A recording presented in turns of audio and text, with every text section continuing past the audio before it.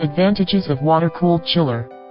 When we purchase a chiller, we need to calculate the cooling capacity of the chiller based on actual needs.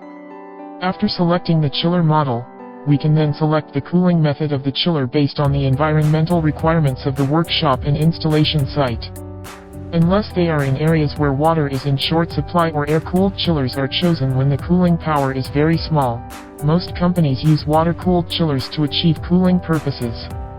As a type of chiller, water-cooled chillers are characterized by stable cooling effects, affordable prices, and low installation environment requirements.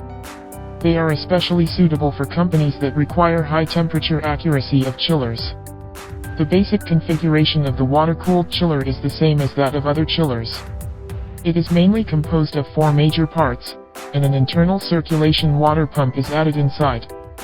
Through the circulating cooling water continuously provided by the cooling water tower, the cooling temperature required by the enterprise can be reached as quickly as possible.